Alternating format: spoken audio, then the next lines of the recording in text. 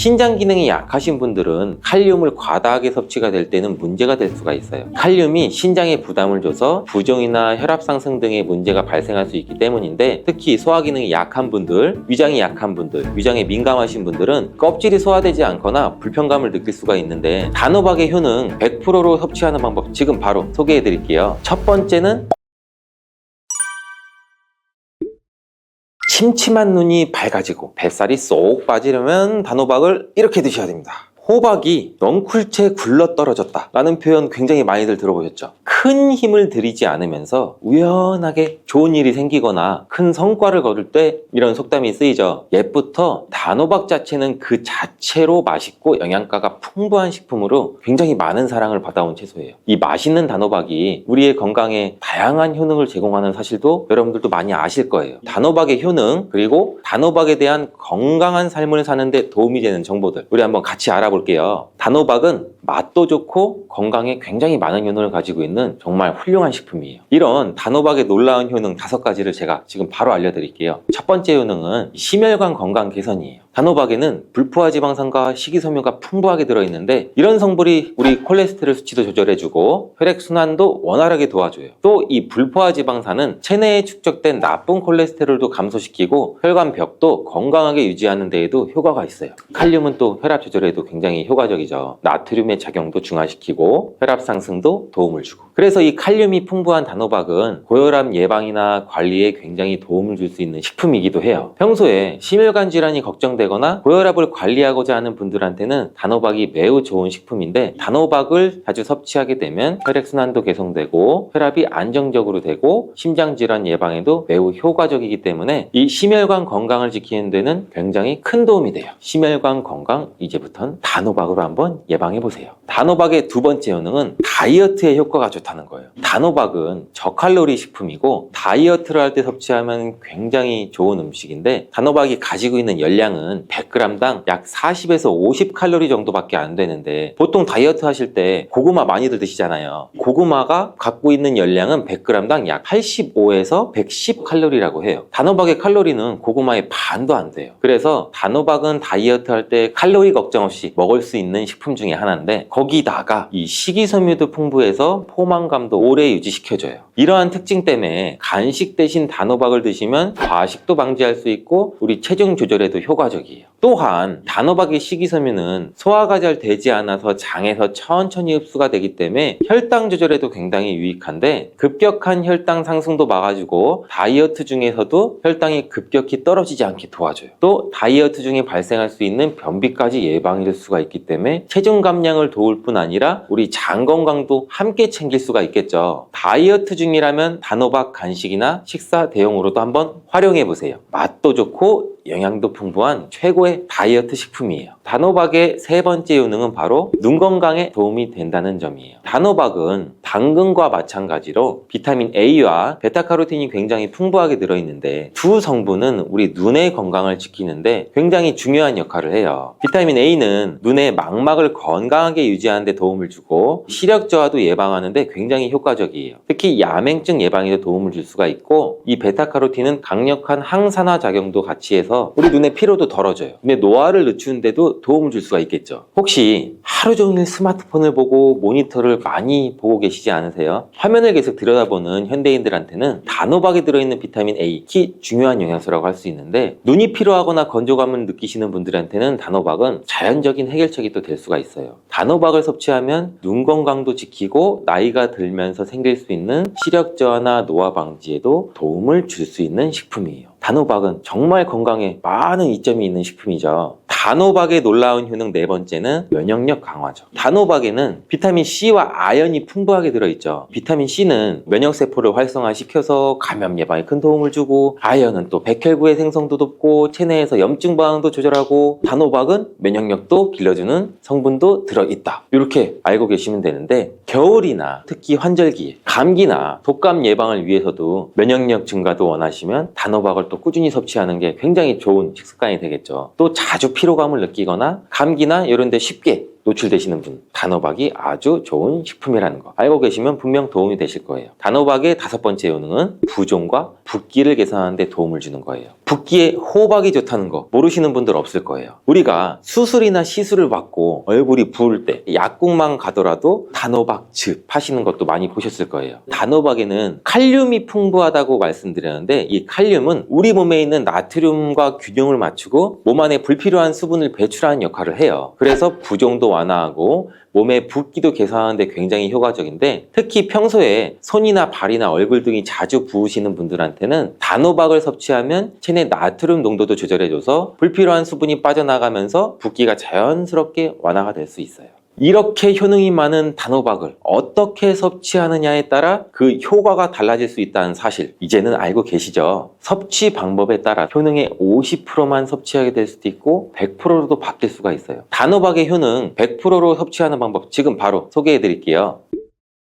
첫 번째는 껍질까지 섭취하는 거예요. 단호박의 껍질은 과육과 견줘봐도 손색 없을 정도의 많은 영양소를 포함하고 있어요. 단호박의 껍질에는 대부분 폴리페놀이라는 게 함유되어 있고 드실 때는 꼭 껍질까지 함께 드시는 게 굉장히 중요한데 단호박 껍질에는 단호박 속 알맹이에는 없는 페놀산이 들어있어요. 페놀산은 우리 노화도 방지해주고 혈액순환도 도와줘서 심혈관 질환 예방에도 굉장히 효과적이에요. 또 이 껍질에는 비타민 A랑 C 이러한 항산화 물질들이 포함되어 있어서 피부 건강과 면역력 강화에도 굉장히 효과적이에요. 그래서 단호박을 섭취할 때는 꼭 껍질까지 함께 드시는 게 좋은데 물론 껍질을 드실 때는 꼭 깨끗하게 세척을 하고 농약이나 불순물 같은 게 묻어있지 않은지 잘 확인하고 드시는 게 중요하겠죠. 그리고 껍질이 두껍고 질기게 느끼신다면 부드럽게 찌거나 껍질째 구워서 섭취하면 훨씬 더 편안하게 드실 수가 있어요. 단호박은 버릴 게 하나도 없는 채소인데 호박잎도 몸에 굉장히 유익하다는 거 혹시 알고 계시나요? 호박잎은 비타민 A랑 C랑 칼슘, 철분이 풍부해서 뼈 건강에도 도움이 되고 항산화 성분도 많고 우리 몸에 염증도 줄여주고 소화 기능을 돕는 데도 굉장히 효과적이에요. 특히 피로 회복에도 좋고 우리 몸에 독소를 배출하는 데도 도움을 줄 수가 있는데 호박잎은 찜이나 국, 볶음 등으로 다양하게 요리해서 섭취할 수가 있고 호박잎을 섭취하는 것도 단호박을 더 효과적으로 활용하는 좋은 방법이니 버리지 말고 꼭 같이 요리해서 드셔보세요. 단호박을 드실 때 호박씨 빼놓을 수 없죠. 호박씨가 수면내에 도움을 준다는 거 혹시 들어보셨어요? 호박씨에는 트립토판이라는 성분이 들어있어서 이 성분은 수면 개선에 큰 도움을 줄 수 있는 성분이에요. 트립토판이라는 성분은 우리 수면 리듬을 조절해주는 세로토닌과 멜라토닌으로 변환이 되는데 불면증이나 수면의 질이 낮은 분들한테는 호박씨는 정말 유용한 식품이에요. 이 호박씨에는 또 단백질과 건강한 지방이 풍부해서 혈당 조절에도 도움을 줄 수가 있는데 혈당이 급격히 오르거나 내리는 것도 막아주고 당뇨병 예방에도 굉장히 효과적이에요. 그래서 호박씨는 다이어트에도 매우 좋고 식사 후 간식으로 섭취하면 또 포만감도 오래 유지시킬 수가 있겠죠. 여담으로 우리 왜 다른 사람 단점을 뒤에서 막 얘기하는 거 보고 뒷담화한다고 하잖아요. 근데 비속어로 호박씨 깐다 이러잖아요. 과연 어떤 것 때문에 이런 이야기가 나왔을까요? 저도 궁금해요. 혹시 아시는 분들 댓글 한번 달아주세요. 이렇게 단호박은 아주 건강에 좋은 식품인데 섭취할 때도 당연히 주의사항이 있어요. 건강을 지키기 위해서 몇 가지 단호박 섭취 시 유의사항을 알려드릴게요. 첫 번째는 껍질 섭취할 때 소화 불량을 일으킬 수가 있어요. 단호박의 껍질은 건강에 많은 효능이 있는데 소화가 어려운 경우도 있을 수가 있어요. 특히 소화 기능이 약한 분들, 위장이 약한 분들, 위장에 민감하신 분들은 껍질이 소화되지 않거나 불편감을 느낄 수가 있는데 이러하신 분들은 단호박 껍질을 제거하고 속만 섭취하는 게 굉장히 좋아요. 아니면 껍질을 드실 때는 반드시 부드럽게 조리해서 소화 불량이나 복부 팽만감을 최대한 피하게 드시는 게 좋고요. 두 번째 유의사항은 알레르기 반응이에요. 단호박도 일반적으로 알레르기 반응을 일으키는 경우는 드물지만 일부 사람들은 또 호박에 알레르기가 있을 수가 있어요. 특히 호박이나 이 호박씨에 민감하신 분들은 섭취 후 발진이나 가려움증을 경험할 수가 있는데 이러한 증상이 나타나시면 단호박 섭취를 바로 중단하시고 알레르기 전문의와 상담하는 것이 좋습니다. 알레르기 반응은 개개인마다 다르기 때문에 소량으로 섭취해서 반응을 확인해 보시고 본인 스스로가 챙기는 점 잊지 마세요. 단호박 섭취할 때 주의해야 할 사항 세 번째 번째는 신장 질환이 있으신 사람도 섭취에 주의해야 돼요. 단호박은 아까 칼륨이 풍부한 식품이라고 말씀드렸잖아요. 신장 기능이 약하신 분들은 칼륨을 과다하게 섭취가 될 때는 문제가 될 수가 있어요. 칼륨이 신장에 부담을 줘서 부종이나 혈압 상승 등의 문제가 발생할 수 있기 때문인데, 신장 질환이 있으신 사람은 칼륨 섭취를 조절해야 되므로 단호박을 섭취하기 전에는 반드시 의사와 상담하시는 것이 중요한 부분 중에 하나예요. 신장에 문제가 있으신 분들은 단호박 섭취 시 본인에게 맞는 양도 적절히 섭취해서 적당히 드시는 게 굉장히 중요합니다. 단호박 섭취 시 주의사항 네 번째는 다이어트 시 과잉 섭취예요. 단호박은 다이어트에 굉장히 좋은 식품이라고 말씀드렸잖아요. 근데 다이어트에 도움이 되는 단호박도 조리 방법에 따라서 칼로리가 달라질 수가 있어요. 예를 들어 단호박을 버터나 크림이나 고칼로리 재료와 함께 조리하게 되면 그만큼 칼로리가 높아져서 다이어트에 좋지 않을 수가 있겠죠. 다이어트를 하시는 분들은 단호박을 찌거나 구운 방법으로 조리해서 고칼로리 재료를 피하는 것이 건강하고 성공적인 다이어트를 위해서 꼭 필요합니다. 또한 단호박에 포함된 당분은 비교적 낮지만 당뇨가 있으신 사람도 과도하게 섭취하지 않도록 주의해야 돼요. 마찬가지로 다이어트 중에도 혈당의 급격한 상승을 막기 위해서 적정량 섭취하는 것이 중요한 포인트예요. 고혈당 상태에 놓인 경우에는 건강이 더 악화되기 쉬워요. 이러한 인슐린 저항성도 증가되고 만성적인 염증으로 인해서 콜린이 역할을 제대로 하지 못하게 돼요. 이러한 혈관 내의 싸움은 고혈압이나 동맥경화와 같은 심혈관 질환을 일으키고 인슐린 분비 이상으로 당뇨병까지 초래할 수 있고, 만성염증은 암이나 치매의 뇌질환 같은 경우로 유발할 가능성도 있습니다. 그렇기 때문에 건강을 생각한다면 건강한 습관이 항상 나를 만든다. 건강한 삶을 원하시면 지금 바로 구독을 눌러주세요. 계란과 절대 같이 먹어서는 안 되는 첫 번째 음식은 정제된 탄수화물 덩어리인 빵입니다. 많은 분들이 아침으로 즐기는 계란과 빵은 암과 치매 예방에 가장 나쁜 조합이라고 할 수 있는데, 이는 브레인푸드라는 별명까지 있는 계란에는 콜린이라는 성분이 굉장히 풍부한데, 이 콜린은 뇌 기능을 강화해주고 뇌세포의 중요한 부분을 이루는 비타민 B 복합체예요. 이는 기억력과 집중력 증진에 굉장히 많은 효과를 보여서 기억력 저하, 치매, 알츠하이머 예방 및 치료에 많은 도움을 주는 성분이에요. 이 콜린 성분을 함유시킨 의약 처방전이 있어서 구매를 할 수 있는 전문 의약품으로도 나와 있고, 또 건강기능식품으로도 많이 나와 있는데, 이는 혈관 내의 염증을 줄여줘서 암 예방에도 굉장히 많은 도움을 준다고 해요. 그런데 놀랍게도 이 콜린과 반대로 작용하는 것이 바로 밀가루예요. 이 밀가루는 75% 이상이 탄수화물로 구성되어 있고, 이런 저품질의 탄수화물이 많은 빵을 먹게 되면 혈당 수치가 올라가는 혈당 스파이크, 이 혈당 스파이크는 갑자기 혈당이 치솟는 경우거든요. 이게 발생하고 이로 인해서 혈관이랑 뇌세포에도 손상을 줘요. 계란과 빵을 같이 먹게 되면 우리 몸에서는 마치 전쟁이 일어나는 것처럼 그런 현상이 일어나게 되는데, 어떤 현상이냐면 계란 속에 들어있는 콜린은 뇌세포를 보호하기 위해서 방어막을 형성하려 하는데, 이때 빵에서 나온 탄수화물에 의해 생성된 독소가 이 방어막을 파괴하게 돼요. 계속 싸우고 전쟁을 일으키는 거죠. 특히 백미로 이루어진 쌀밥, 빵 같은 정제된 탄수화물로 된 음식을 자주 섭취해서 고혈당 상태에 놓인 경우에는 건강이 더 악화되기 쉬워요.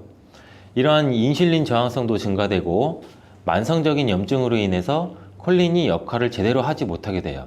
이러한 혈관 내의 싸움은 고혈압이나 동맥경화와 같은 심혈관 질환을 일으키고 인슐린 분비 이상으로 당뇨병까지 초래할 수 있고, 만성염증은 암이나 치매의 뇌질환 같은 경우로 유발할 가능성도 있습니다. 그렇기 때문에 건강을 생각한다면 계란과 함께 정제된 밀가루를 사용하지 않은 통밀빵, 곡물빵, 이런 다른 음식들을 선택하는 것이 좋은 선택이 될 수가 있습니다. 또한 레몬과 같은 강산성 과일도 계란과 함께 먹으면 안 됩니다. 왜냐하면 이 강산성 과일은 높은 산도가 있어서 계란의 단백질 구조에 영향을 미치는데, 레몬이나 다른 강산성 과일에 포함된 산이 계란 속의 단백질과 반응하면 단백질이 응고가 돼요. 굳어요. 그래서 소화가 어려워질 수가 있고, 이를 통해서 위나 소화기관 내에서 단백질 응고를 유발시켜서 소화 과정도 방해하고 우리가 더부룩해지고 소화로 인한 질병이 발생할 수 있는 거죠. 특히 단백질의 소화랑 흡수가 저해되면 속이 더부룩한 불편함으로 시작돼서 심한 경우에는 배가 아픈 복통, 그리고 설사와 같은 증상이 나타날 수 있는데, 계란을 섭취할 때는 레몬이나 다른 강산성 과일과 함께 드시는 것을 피하는 게 좋습니다. 두유와 콩국물과 계란을 함께 같이 먹는 것도 좋지 않습니다. 아침 식사로 두유와 계란을 드시거나 체중 관리와 다이어트를 위해 섭취하는 분들이 굉장히 많아지고 있는데, 이 두유 속에 들어있는 트립신이라는 성분이 있는데, 이는 계란에 들어있는 알부민과 같이 결합해서 영양소를 파괴하게 돼요. 이 계란은 노화로 인해서 근육 손실과 근육 감소증에 예방이 되는 우수한 단백질을 굉장히 많이 포함하고 있는데, 계란 자체에는 비타민도 풍부하고 미네랄도 풍부해요. 근데 이 두유랑 함께 섭취할 경우는 이 영양 성분들의 이점을 충분히 얻지 못하게 되는 결과를 초래하는데, 혹시 계란과 녹차나 홍차 같은 경우도 함께 드신 적이 있어요? 이러한 차들도 피해야 돼요. 그 이유는 찻잎 속에 있는 탄닌이라는 성분이 계란의 단백질과 결합을 해서 탄닌 단백질을 형성하게 돼요. 이는 우리 위랑 장에 문제를 일으킬 수 있고, 이 탄닌 단백질은 우리 몸의 장의 연동운동, 올라가고 내려가고 장이 주물떡거리고 우리가 변을 잘 보아야 되는데, 이런 장의 연동운동까지도 늦추게 되고, 또 장내 환경도 악화시켜서 변비를 유발할 수도 있고, 아니면 발암물질의 체내 흡수 가능성을 높일 수가 있어요. 이렇게 탄닌과 계란의 조합이 건강에 악영향을 주기 때문에 계란과 감을 함께 드시는 것도 안 좋습니다. 계란을 먹은 뒤에 감을 드시면 가벼운 두통과 설사, 그리고 구토 증상까지 나타날 수 있으며, 심각한 경우에는 급성 위장병이 나타날 수 있고 또 폐결석도 나타날 수 있어요. 이런 이유도 감에 들어있는 탄닌 성분이 단백질 소화 기능을 방해하기 때문인데요. 이러한 탄닌은 위와 소화기관 안에서 단백질과 결합해서 덩어리를 형성하고 단백질의 분해 요소일 작용을 방해하기 때문입니다. 계란과 함께 섭취할 때는 탄닌이 들어있는 음식은 위험할 수 있습니다. 또 하나, 계란과 절대 함께 먹으면 안 되는 음식 중으로는 햄과 같은 가공육이 있습니다. 계란과 가공육의 조합은 정말 최악인데요. 계란은 고단백질인 필수 아미노산 비타민 B군을 풍부하게 함유하고 있지만, 가공육과 같은 햄은 나트륨과 포화지방이 높은 경향이 많아요. 이런 가공육은 과도한 나트륨의 섭취랑 포화지방의 증가로 이어질 수 있으며, 이를 계속 섭취하게 되면 혈관에 나쁜 콜레스테롤이 축적돼서 동맥경화와 같은 심장병, 뇌졸중, 이런 심혈관 질환 위험도 증가시킬 수가 있습니다.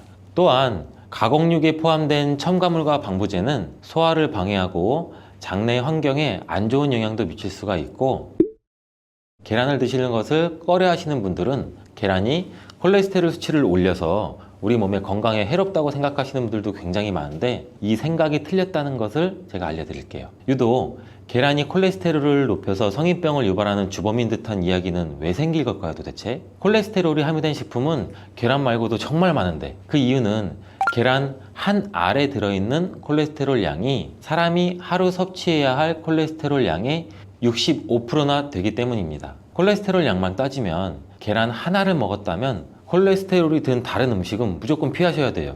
근데 놀랍게도 계란은 이렇게 많은 콜레스테롤을 가지고 있는 동시에 콜린이라는 영양소까지 다량 함유하고 있어요. 이 콜린은 나쁜 콜레스테롤을 간으로 옮겨서 제거하는 기능도 갖고 있는데, 좋은 콜레스테롤인 HDL 수치도 같이 높여주는 거예요. 따라서 계란의 콜레스테롤은 콜린에 의해서 자연스럽게 좋은 콜레스테롤로 전환이 된다는 거죠. 그래서 계란을 한두 개 더 먹어도 전혀 문제가 되지 않아요. 만약 중증 심혈관 질환에 걸린 경우가 아니라면 일반적으로 하루 두세 개 정도의 계란 섭취는 건강을 지키는데 큰 도움이 될 수 있습니다. 이제 콜레스테롤 걱정 없이 우리 모두 계란을 먹어도 되겠죠? 당뇨가 있으신 분들도 마찬가지예요. 50대 이후가 되면 당뇨 환자가 급격히 많아지게 되는데, 당뇨는 정말 무서운 병이에요. 당뇨는 당뇨 한 가지만으로도 위험하지만, 당뇨로 인한 고혈압, 심근경색, 뇌졸중, 치매, 다른 질병을 유발시키기 때문에 그런데, 당뇨의 원인 중 하나는 비만이 있는데, 이 비만 관리가 바로 당뇨 관리로 직결된다고 해도 과언이 아니죠. 근데 비만을 일으키는 원인 중 하나가 아침을 먹지 않는 것이라는 사실 여러분들 알고 계신가요? 이 경희대학교 연구팀이 발표한 논문에 따르면 아침 식사를 먹지 않는 사람은 그렇지 않은 사람보다 이 비만 위험이 1.5배나 높았고, 당뇨병 위험은 무려 1배나 높았습니다. 이렇듯 아침 식사를 거르면 우리 몸의 대사가 천천히 느려지면서 혈당 조절에도 좋지 않은 영향을 미치게 되는데, 이런 위험은 젊었을 때 발생하지 않아요. 차곡차곡 쌓여서 특히 중년 이후에 더 크게 나타나는데, 나이가 들면서 기초 대사량이 줄어들고 활동량도 감소하고 근육량도 감소하기 때문입니다. 따라서 나이가 들어갈수록 우리는 아침 식사뿐만이 아니라 규칙적인 식사를 하는 습관이 매우 중요한데요. 아침 식사에 가장 좋은 음식이 바로 계란입니다. 계란에는 우리 몸에 꼭 필요한 다양한 영양소가 풍부하게 들어있기 때문인데, 특히 당뇨 때문에 고생하시는 분들 굉장히 많으시죠. 이 당뇨 때문에 고생하시는 분들에게는 최고의 식품이라고 할 수가 있어요. 우선 계란에는 고품질의 단백질이 굉장히 많이 들어있는데, 계란 한 개에 약 6g 정도가 들어있고, 이 단백질이 포만감도 오래 유지시켜줘서 과식도 예방하는 데 굉장히 많은 도움이 되고, 또 이 단백질은 혈당을 조절하는 호르몬인 인크레틴이라는 호르몬 분비를 촉진시켜서 식후 혈당이 급격히 상승하는 혈당 스파이크도 억제하고 안정적으로 유지하는 데 굉장히 효과가 좋습니다. 이뿐 아니라 계란 노른자에 있는 비타민 D, 비타민 B, 콜린 등 중요한 영양소들이 풍부하게 들어있어 비타민 D는 인슐린 분비와 감수성을 높이고 면역력도 길러주고, 콜린은 간 건강에 도움을 줘서 지방간을 예방하는 데 굉장히 효과적인 성분입니다. 이 지방간은 비만과 당뇨의 위험 요인 중 하나인데,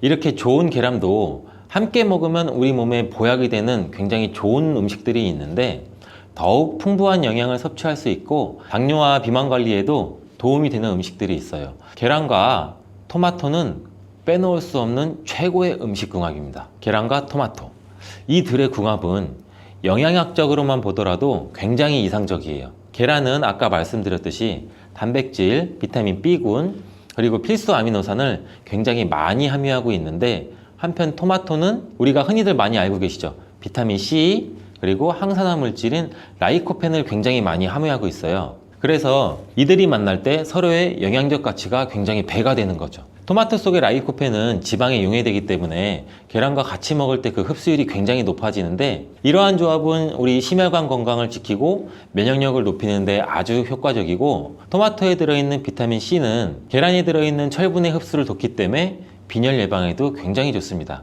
우리 철분제 드실 때 흔히 비타민 C와 같이 섭취하라고 말씀드리잖아요. 이와 같은 이유 때문인데, 또 하나를 보면 올리브유를 두른 팬에 계란과 토마토를 넣고 살짝 볶아 드시면 아침에 최고의 식단이 될 수 있습니다. 요즘 또 아보카도 식단도 굉장히 인기가 많은데요. 흔히 지중해 식단 이렇게 말씀을 많이들 하고 계시죠. 계란과 아보카도도 굉장히 좋은 궁합인데, 계란에는 매번 말씀드리지만 굉장히 많은 영양소가 있는데, 아보카도에 함유된 건강에 좋은 지방산, 특히 오메가3 지방산과 비타민 E를 많이 갖고 있어 이 두 가지 재료가 만나면 서로가 영양적 시너지가 굉장히 폭발합니다. 이 아보카도 속의 건강한 지방은 계란이 단백질 흡수를 더욱 좋게 하고 흡수율을 더욱 높입니다. 또 계란 속에 있는 비타민과 무기질은 아보카도의 지방산을 흡수하는 데 도움을 주고, 이러한 조합은 심혈관 질환 그리고 뇌 건강에 굉장히 긍정적인 효과도 주고 전반적으로 건강을 굉장히 많이 향상시키는 효과도 같이 갖고 있는데, 이 아보카도와 계란을 함께 먹음으로써 식이섬유와 건강한 지방의 결합이 우리 몸의 포만감도 높이고 장내 환경을 굉장히 많이 개선을 시킬 수가 있습니다. 간단하게 아보카도와 계란 샐러드를 아침에 만들어 드시면 어떨까요? 계란을 또한 채소와 함께 드시면 비타민의 흡수율도 증가시킬 수가 있어요. 특히 호박을 섭취하면 부교감 신경을 활성화시켜서 마음을 안정시키고 또 불안감 및 긴장을 완화시켜 주는데 높은 효능을 발휘합니다.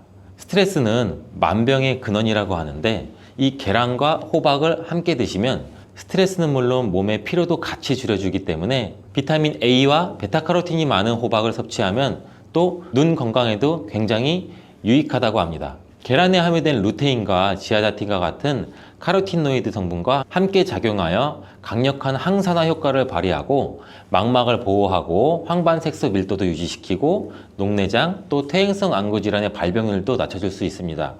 우리 흔히 많이 드시는 눈 영양제 조합을 보면은 루테인, 지아잔틴, 항산화 물질인 아스타잔틴, 또 베타카로틴과 이렇게 다 같이 구성이 되어 있는 걸 보셨을 거예요. 그 이유가 바로 여기에 있습니다. 최근에 시야가 뿌옇게 느껴지는 분들이 계란과 호박을 곁들인 식사를 하시면 더욱 좋답니다. 계란과 완벽하게 어울리는 다른 식재료 중 하나는 치즈가 있습니다. 치즈는 그 맛이 좋을 뿐만 아니라 영양학적으로도 계란과 아주 좋은데, 계란이 완전 식품으로 여겨질 정도로 여러 영양소를 가지고 있음에도 불구하고 상대적으로 칼슘 함량은 굉장히 낮아요. 근데 유제품인 치즈는 칼슘을 풍부하게 함유하고 있어서 이를 보완해 줄 수가 있죠.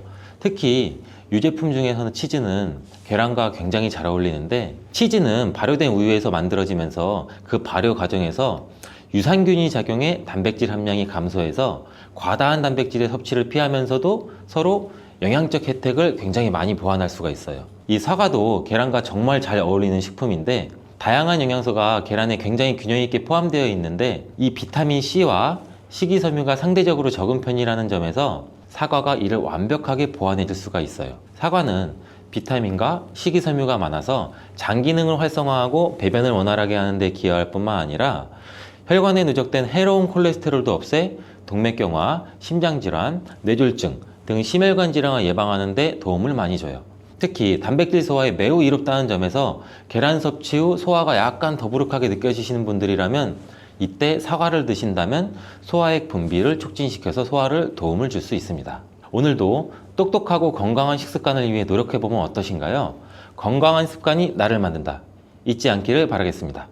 또한 끓는 물에는 이 클로로겐산이라고 하는 폴리페놀과 같은 좋은 성분이 다 녹아버려서 우리가 흔히 감자를 삶았을 때 삶은 물은 다 버리잖아요. 그러니까 이 감자를 삶았을 때 그 좋은 성분도 어느 정도 같이 버려진다고 보시면 될 것 같습니다. 물에 녹아서 버려지기 때문에 감자를 삶아서 먹는 방법은 그렇게 좋은 방법이 될 것 같지는 않고요. 감자를 찌게 되면 오히려 감자의 효소 활성이 늘어나면서 이 클로로겐산 함량이 더 증가한다고 해요. 그리고 우리가 흔히 많이 알고 있는 감자를 드실 때 싹난 부분 다들 많이 조심하잖아요. 하나 더 조심할 것은 싹뿐 아니라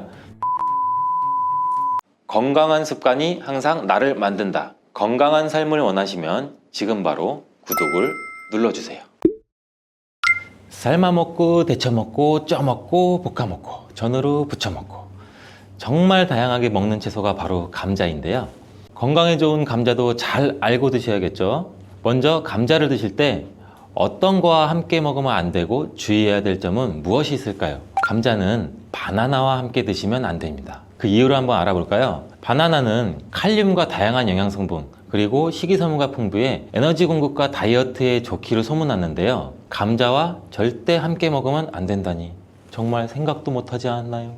나트륨을 배출하는데 도움을 주기로 유명한 칼륨은 바나나뿐만 아니라 감자에도 풍부하게 함유가 되어 있습니다. 함께 드시게 되면 칼륨이 몸속에 과다하게 들어오고 그렇게 되면 세포의 수분 균형이 깨져 근육과 신경에 과도한 이완을 초래할 수 있고 근육의 무력감과 만성 손발 저림을 넘어 심하면 심장 부정맥을 일으킬 수가 있습니다. 또 혈압 상승도 같이 일으킬 수가 있고 함께 드시지 않고 따로 드시게 되면 이 칼륨은 우리 몸에 정말 좋은 효능을 발휘하는데 몸속 나트륨을 배출할 뿐만 아니라 칼륨은 혈관을 확장해서 몸속의 노폐물도 원활하게 배출되도록 도와줍니다. 또한 이 감자의 풍부한 칼륨은 알칼리성으로 혈액의 산성화를 방지해서 뼈에서 칼슘이 빠져나가는 것도 막아주고 마그네슘과 같이 근육의 수축과 이완에 큰 도움을 줘서 다리나 종아리 근육의 갑작스러운 경련을 예방해주는 역할도 같이 해주기 때문입니다. 따라서 감자는 고혈압, 동맥경화,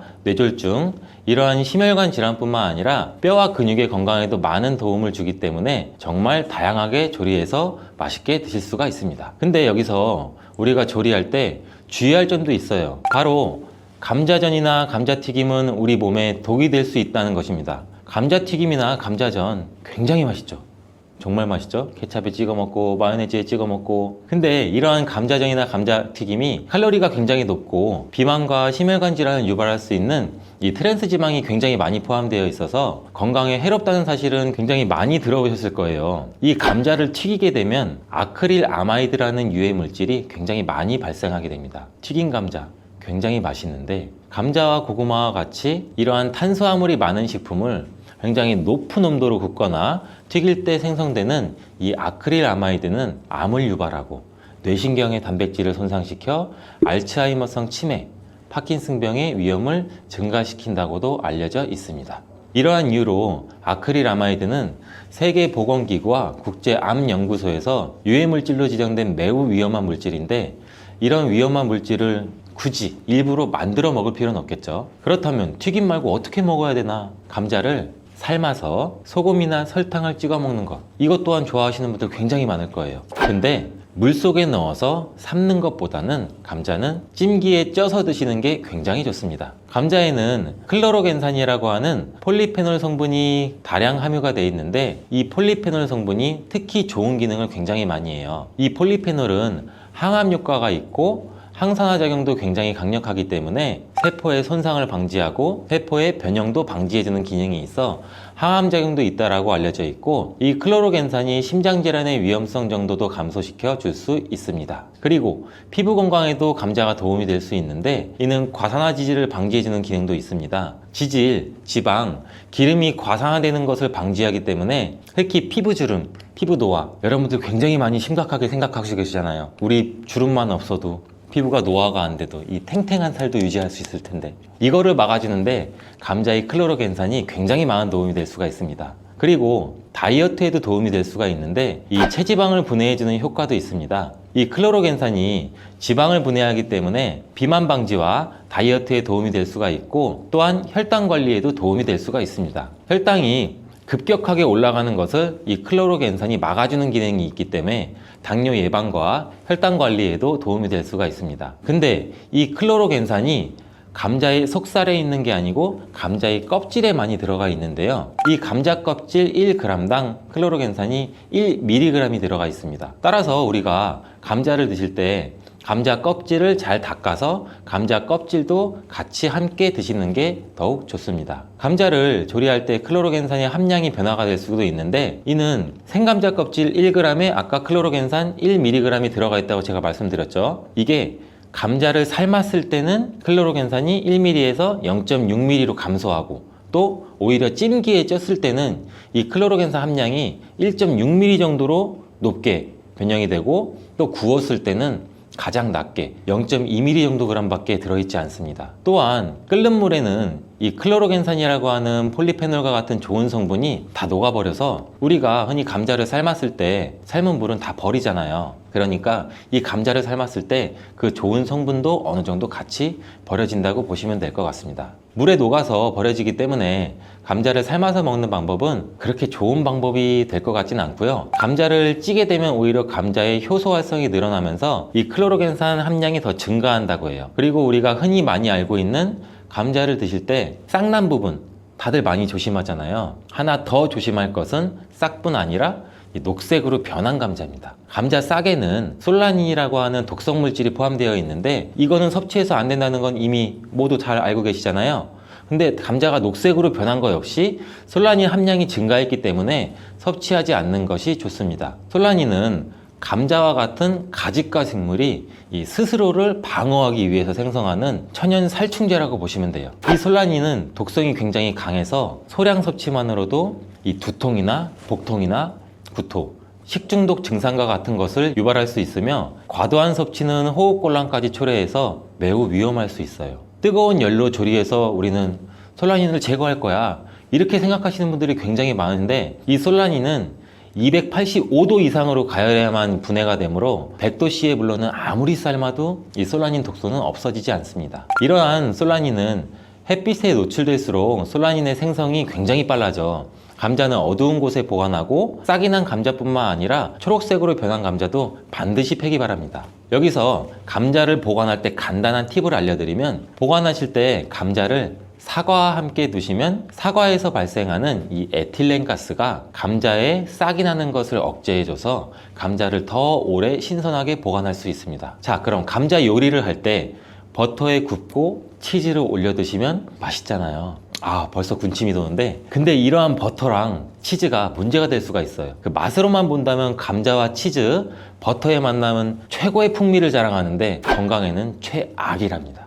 이 치즈와 버터를 감자 요리에 사용하게 되면 이 포화지방과 나트륨의 섭취를 증가시키게 돼서 심혈관 건강에 굉장히 안 좋은 영향을 끼칠 수가 있는데, 이 치즈와 감자를 함께 드시면 맛과 식감이 아주 좋지만 고지방의 치즈는 칼로리를 증가시킬 뿐 아니라 감자의 영양 성분도 같이 파괴할 수가 있습니다. 특히 이 치즈에 들어있는 포화지방은 나쁜 콜레스테롤, 즉 LDL 콜레스테롤 수치를 높일 수가 있으며 이는 심혈관 질환의 위험도 같이 증가시킵니다. 또한 치즈에 함유된 나트륨은 혈압 상승도 유발할 수 있고 혈압이 상승하게 되면 다양한 심혈관 질환 문제도 같이 발생하게 됩니다.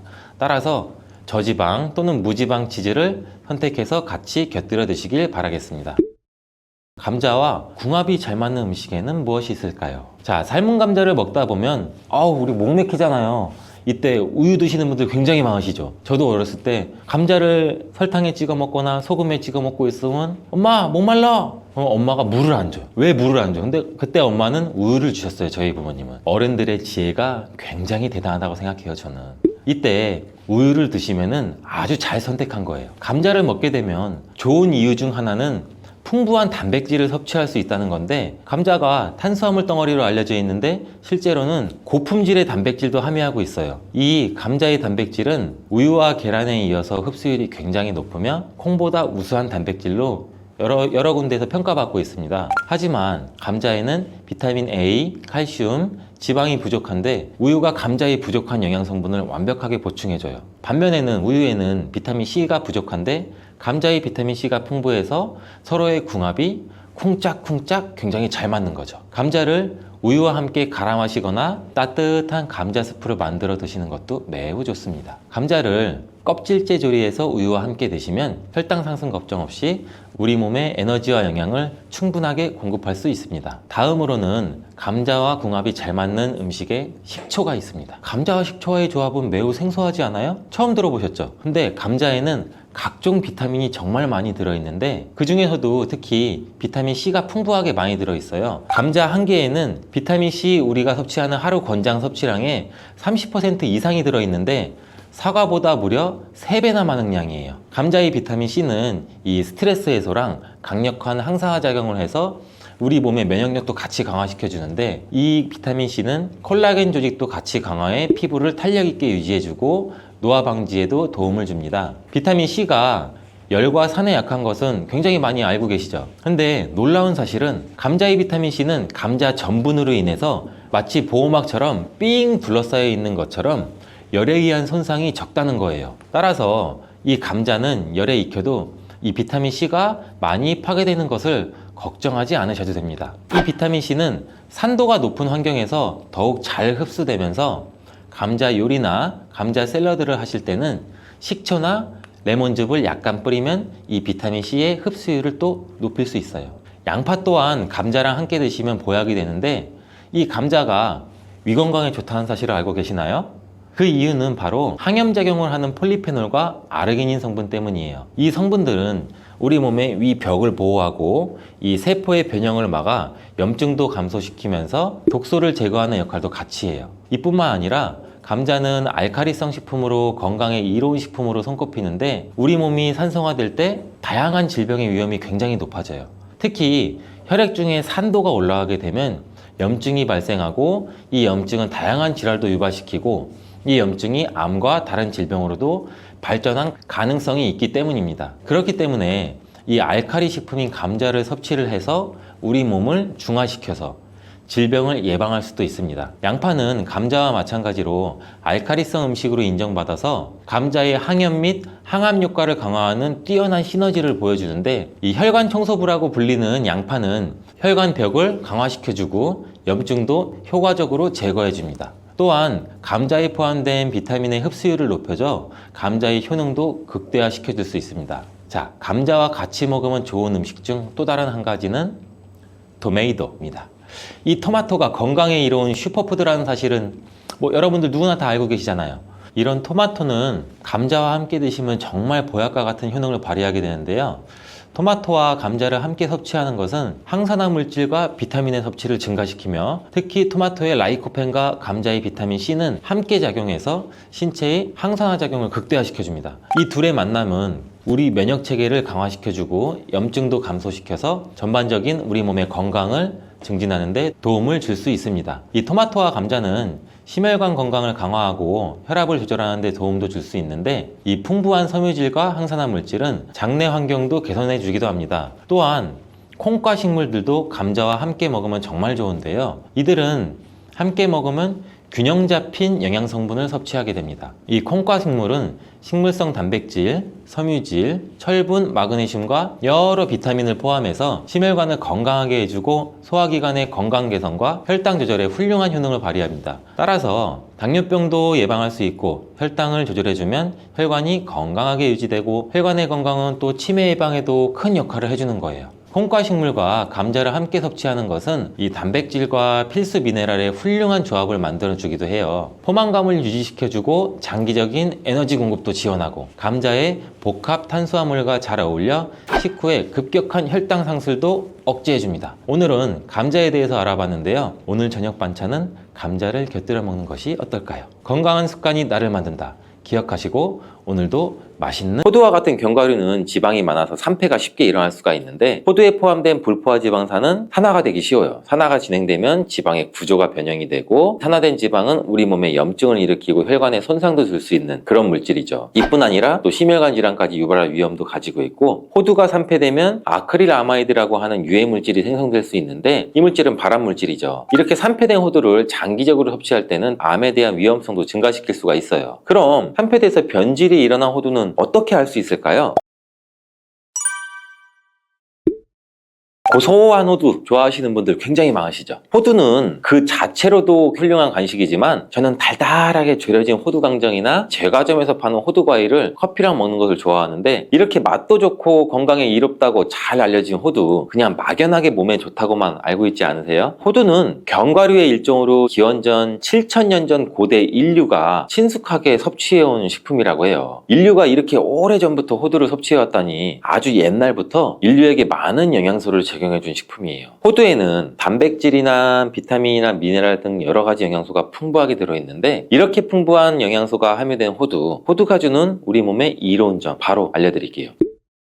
첫 번째 호두의 놀라운 효과는 바로 노화 방지예요. 호두에는 폴리페놀과 비타민 E 같은 강력한 항산화 물질이 풍부하게 들어있고, 항산화 물질은 우리 몸의 유해산소를 제거하고 세포 손상을 방지하는 역할을 해주죠. 특히 노화 방지와 관련이 깊은 성분으로 이 피부 건강을 유지하고 노화 과정을 늦추는 데 도움이 될 수가 있겠죠. 또 면역력 향상에도 도움을 주고 감기나 질병에 대한 저항력을 키워주는데, 자유라디칼은 우리 몸의 세포를 손상시켜서 노화와 관련된 여러 질병을 일으킬 수가 있어요. 호두에 함유된 항산화 물질은 자유라디칼로부터 세포를 보호해요. 세포의 노화를 늦추는데 중요한 역할을 해준다는 거죠. 또 호두에 풍부한 오메가3 지방산은 피부 건강에도 많은 도움이 되는데, 피부 탄력을 유지하고 피부에 수분을 보충해 주는 데에도 꼭 필요한 성분이죠. 특히 피부가 노화되면서 생길 수 있는 주름과 피부 처짐을 예방하는 데도 매우 도움을 줄 수가 있죠. 두 번째 호두의 놀라운 효능은 바로 뇌 건강 유지예요. 호두의 외형이 뇌를 닮아 뇌로부터 머리가 좋아져 잘 알려져 있는데, 외형만 닮았다고 뇌에 좋다는 것이 아닌 건 다들 알고 계시죠. 호두에는 오메가3 지방산이 풍부하게 들어있는데, 오메가3는 주로 생선에서 많이 발견되는 성분이잖아요. 호두에도 그만큼 많은 양이 들어있어요. 해외 알츠하이머 저널에서는 호두가 산화 스트레스와 염증을 줄여주므로 알츠하이머 발병과 진행을 늦추거나 위험을 줄여준다는 연구 결과도 발표했는데, 호두에는 이 오메가3 지방산인 알파리놀렌산이 풍부하고, 이 성분은 뇌세포를 보호하고 인지 기능을 향상시키는 데 중요한 역할을 해주고, 뇌 기능을 활성화시켜 치매와 같은 뇌질환을 예방하는 데 도움을 줄 수 있다는 거예요. 뇌 기능이 저하되지 않도록 돕는 호두는 노화로 인한 인지 저하를 늦추는 데도 굉장히 중요하고, 호두에 들어있는 비타민 E 또한 풍부해서 뇌의 노화 방지에도 도움을 줄 수가 있죠. 비타민 E는 강력한 항산화 작용을 통해서 뇌세포를 보호하고 기억력과 인지 기능을 개선하는 데 도움을 주고, 산화 스트레스로부터 뇌를 지켜줘요. 알츠하이머와 같은 치매를 예방하는 데 중요한 역할을 한다는 사실, 뇌 건강을 위해서는 이제부터 호두를 꼭 드시는 게 좋겠죠. 세 번째 호두의 효능은 바로 뼈 건강에 도움을 준다는 거예요. 호두가 뼈에 좋다는 사실 알고 계시나요? 좋은 영양소가 많이 들어있다는 것은 알아도 뼈에 좋다는 건 생소하신 분들이 있으신데, 호두가 뼈 건강에 미치는 좋은 작용들 바로 알려드릴게요. 호두는 칼슘뿐 아니라 다른 중요한 성분들도 함유하고 있어서 뼈를 튼튼하게 만드는데 아주 효과적인 식품이에요. 호두는 칼슘과 마그네슘이 균형 있게 들어있는데, 칼슘은 뼈를 구성하는 중요한 성분이지만 마그네슘 역시 뼈 건강에 필수적인 역할을 하죠. 마그네슘은 칼슘의 흡수를 돕고 뼈의 밀도를 유지하는 데 중요한 역할을 하죠. 이 두 성분이 적절히 균형을 이루면 뼈의 강도를 높이고 골다공증과 같은 질환을 예방할 수가 있는데, 호두에 들어있는 있는 오메가3 지방산은 뼈 건강에 직접적인 영향을 미치는 중요한 성분 중에 하나예요. 연구에 따르면 오메가3 지방산은 뼈의 형성을 촉진하고 뼈의 밀도를 높이는 데도 도움을 줄 수 있다고 해요. 이뿐 아니라 오메가3는 이세염증을 줄여주는 효과도 갖고 있고 관절염과 같은 염증성 질환에 걸리기 쉬운 사람들에도 굉장히 유익한 영향을 줄 수가 있어요. 호두의 놀라운 효능 네 번째는 바로 암 예방 효과예요. 호두는 항산화 작용과 항염증 작용 덕분에 암 예방 효과에도 효과적이라고 알려져 있는데 2022년 국제학술지에 실린 연구 자료를 보면 호두나 아마씨에 함유되어 있는 알파리놀렌산을 꾸준히 섭취하면 그렇지 않은 사람들과 비교해 심혈관 질환 위험률이 약 10% 정도 감소되고 관상동맥 심장질환 위험률은 20%나 줄어들었다고 해요. 그뿐 아니라 호두에는 이 폴리페놀과 엘라그산이 풍부하게 들어있는데 특히 이 엘라그산은 항암 성분으로 굉장히 유명해요. 엘라그산은 체내에서 엘라그산 대사물질로 변환돼서 암세포의 성장을 억제하는 데 도움을 주고 폴리페놀은 암세포의 확산을 막아주는 역할을 해주죠. 호두는 이뿐만 아니라 오메가3 지방산을 많이 함유하고 있는데 오메가3 지방산은 염증을 줄이는 효과가 있죠. 암은 염증성 질환과 관련이 깊은데 호두가 가진 염증 완화 효과는 암 치료에 있어서 중요한 보조 역할을 해줄 수 있다는 것도 알고 계시나요? 호두에 포함된 비타민 E와 셀레늄 등의 성분은 면역력을 증진시키는 데 도움을 주는데 암 환자에게는 면역력이 굉장히 중요해요. 호두는 면역 시스템을 강화시켜줘서 우리 몸의 방어막을 형성하는 데 큰 역할을 할 수가 있겠죠. 호두의 효능 정말 놀랍죠. 이렇게 몸에 좋고 맛도 좋은 호두, 이것들과 먹으면 효과가 배가 되는데 호두와 궁합이 굉장히 좋은 식품들을 바로 알려드릴게요.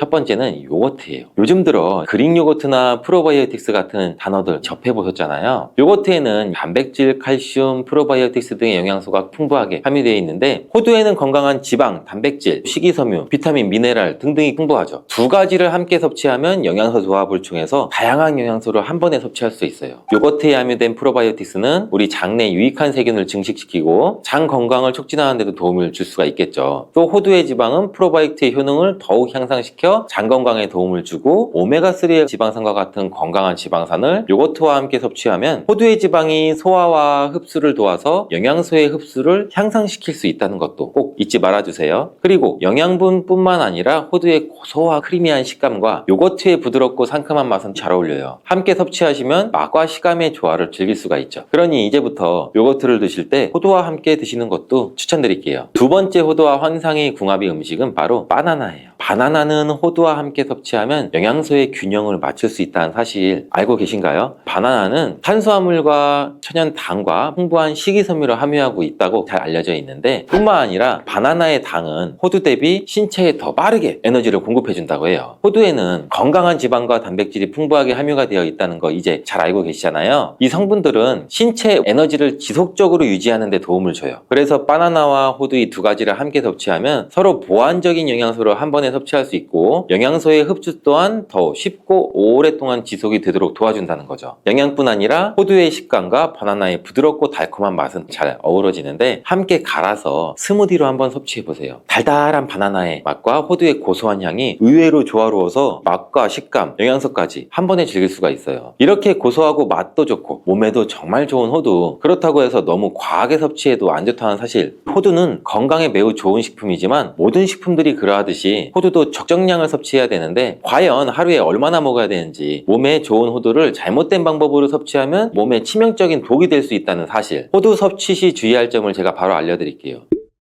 호두를 섭취할 때 유의할 점, 첫 번째는 알러지 반응이에요. 호두는 견과류 중 알러지를 유발시킬 수 있는 식품인데 일부 사람들에게 알러지 반응을 일으킬 수가 있대요. 호두 알러지가 있는 경우 호두를 섭취했을 때는 입술이나 혀, 또 얼굴이 부풀거나 호흡곤란을 겪을 수가 있는데 이는 개개인의 신체 증상에 따라서 매우 위험할 수도 있고 다르죠. 경우에 따라서는 굉장히 심할 수도 있고 이런 증상이 발생되면 즉시 호두 섭취를 중단하고 필요시 의사와 상담해야 되고 호두 섭취 시 주의할 점 두 번째는 과도한 섭취예요. 이 호두는 100g당 약 650칼로리로 매우 고칼로리 음식이에요. 하루 섭취량을 과도하게 초과하면 오히려 체중 증가를 유발할 수가 있는데 호두에는 지방이 많이 함유되어 있지만 대부분 불포화 지방이라 건강에 유익하다고 알고 있겠죠. 근데 칼로리가 높기 때문에 적정량을 섭취하는 것이 중요해요. 하루에 약 20-30g 정도, 이건 약 5알에서 7알 정도인데 쪽으로 봤을 때는 10개에서 15쪽 정도 돼요. 호두를 섭취할 때는 꼭 기억해 주세요. 호두 섭취 시 유의할 점 세 번째는 변질이 일어난 호두 섭취죠. 호두와 같은 견과류는 지방이 많아서 산패가 쉽게 일어날 수가 있는데 호두에 포함된 불포화 지방산은 산화가 되기 쉬워요. 산화가 진행되면 지방의 구조가 변형이 되고, 산화된 지방은 우리 몸에 염증을 일으키고 혈관에 손상도 줄 수 있는 그런 물질이죠. 이뿐 아니라 또 심혈관 질환까지 유발할 위험도 가지고 있고, 호두가 산패되면 아크릴아마이드라고 하는 유해 물질이 생성될 수 있는데, 이 물질은 발암 물질이죠. 이렇게 산패된 호두를 장기적으로 섭취할 때는 암에 대한 위험성도 증가시킬 수가 있어요. 그럼 산패돼서 변질이 일어난 호두는 어떻게 알 수 있을까요?